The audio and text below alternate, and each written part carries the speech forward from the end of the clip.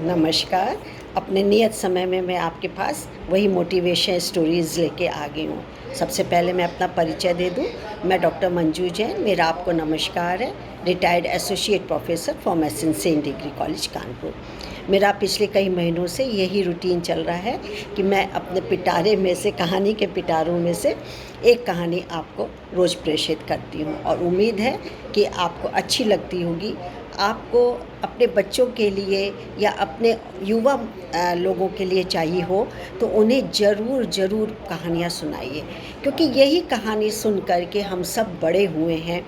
इन्हीं नानी दादी की कहानियों से हम कल्पना लोक में विचरण करते, परी लोक में चले जाते हैं और सुंदर सुंदर ताने बाने बुनते हैं।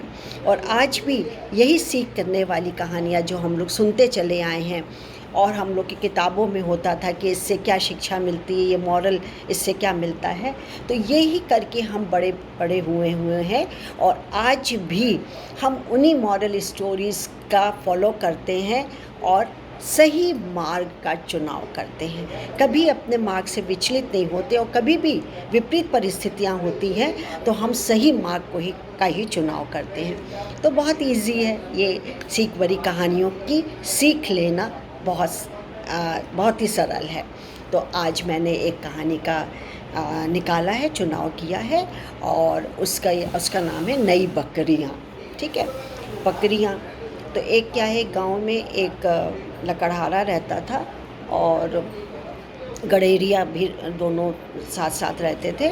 और दोनों जो कि मतलब गडेरिया ज़्यादा ही वो भेड़ चलाता था।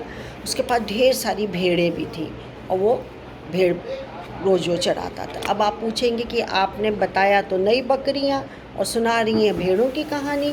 जी हाँ, थोड़ा सा सब्र रखिए, धैर्य रखिए, बताती हूँ। तो क्या हुआ कि वो रोज़ाना उसका रूटीन था कि वो घास चराने के लिए, मतलब घास खिलाने के लिए, चराने के लिए वो घास के मैदान में उसको छोड़ देता था। कभी क्या है, थोड़ा सा पर्वत के ऊपर की तरफ ले जाता था, वहाँ हरे हरे उसके जो भी मिलता था खाना या चारा, वो उसको खिला लेता था। एक दिन वो भेड़ों को चला कर के, चारा दे कर के, चरा कर के लौट ही रहा था। जब सारी भेड़ आ गई उसकी, तो कुछ झुंड था 10-12 बकरियों का, वो उनके साथ, भेड़ों के साथ चलने लगा। तो उसने देखा, गडेरिया ने कहा कि अरे वाह, मज़ा आ गया है, तो ज़्यादा लग रही हैं। अच्छा, ये भेड़ के साथ बकरियाँ भी हैं, चलो बड़ा मज़ा आएगा, तो मेरा दुगना व्यवसाय हो जाएगा। बकरी का दूध भी बेच दिया करूँगा और बकरी जो लोग लेते हैं, सेवन करते हैं, उनको भी बेच दूँगा, बड़ा मज़ा आएगा, मेरे पास तो बहुत हो जाएगा पैसा। ये सोचते सोचते क्या हुआ, वो चला गया और उसने जहाँ पे भेड़ थी वहीं उनके साथ बकरी को भी रख दिया। एक कोठरी सी थी, कक्ष सा था, उसमें उसने रख दिया। रात भर ऐसे ही रहा। अब सवेरे तो एज़ यूजुअल उनको घास के लिए करना था। उसका कि आज मैं नहीं जाता हूँ इन लोग को घास खिलाने के लिए, आज मैंने इनको ही दे देता हूँ जो भी है। तो चना, चारा और घास जो भी देना था, उसने क्या किया, बोला कि अपनी मेरी जो 20-25 भेड़ें हैं उनको मैं कम कम दूँगा और बकरियों को खूब सारा दूँगा, जिससे कि ना वो ये सोचे कि मेरे को ज़्यादा मिला है तो मैं तो यहीं रह लूँगी, वो यहाँ रह लेंगी, नहीं जाएंगी छोड़ करके, तो बस मेरा व्यवसाय तो दिन दूना रात चौगनी बढ़ते ही चला जाएगा। तो खूब सारा उसने अनाज जो भी खाती थी बकरी, जो उसके पास था, अवेलेबल था, वो सब उसने दे दिया गडेरिया ने। तो बकरियों ने खाया, वो सब किया। उसके बाद उसने बाड़ को खोल दिया और उसको मतलब बड़े साफ़ सुथरे जगह पे भी बकरियों को रखा, जिससे कि वो ठहर जाएं, ये ना सोचे कि हमको यहाँ पे तकलीफ़ है। अब क्या हुआ कि उसने एज़ यूजुअल बाड़ा खोला, अरे लो, भेड़ तो रुक गई बाड़े में और बकरियाँ सब में करते करते भगली सारी की सारी। बड़ा गुस्सा आया और उसने आओ देखा ना ताव, किसी के कान पकड़े, किसी की पूँछ खींची, किसी के पैर पकड़ लिए बकरी के, कहाँ जा रही हो। और जब और दूर निकल गई तो एक पत्थर था, उसको मारने लगा, बकरी को मार दिया उसने।